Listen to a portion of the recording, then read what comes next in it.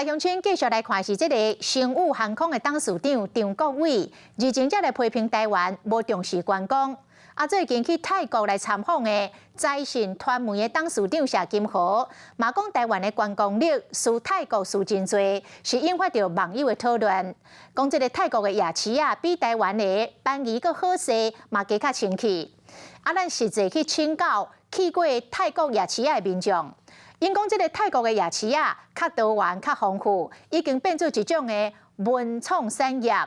咱台湾夜市相关产业工会讲，台湾政府会当学泰国政府，针对这个夜市用政策大力来扶持。尻川叫咧，热情跳舞。泰国多元包容的文化是名声透镜城，各大夜市嘛发展甲真好。观光客若来，就一定拢会去踅夜市。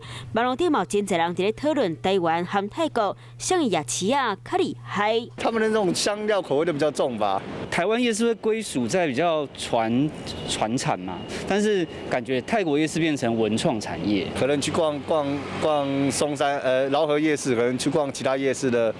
大部分的东西越来越相近了。我觉得很多年轻人，很多像什么火车夜市啊，或者是他会弄得很像有点像夜店的感觉。泰国夜市是哪来哪丰富？顶个月底才先开播，后面升级基地转型交地夜市，则本地是澎湖的娱乐园，落尾将做是泰国上大夜市有1200担，英国城堡嘛将做热烈拍开所在。去年9月，老茶蛋嘛伫咧本来所在开设新夜市，所在看看唔免人客人，有个团买当伫咧遮啉一杯夜市也有分非常多不同的类别，例如说是专门给观光客的，或者是在地居民才会去逛的。泰国夜市种类多，针对无共款的人客做服务。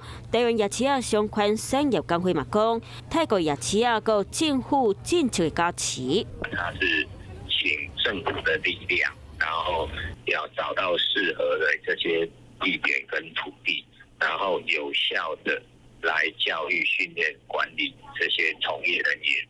台湾麦当为政策面来模仿别个国家成功的经验，伫咧争论两国夜市像输像赢，互相学习，才会当有更侪机会，同齐进步。晚间9点，邀请您与世界同步，60分钟掌握全球脉动。What News 9，陈雅玲世界晚报给您崭新视野。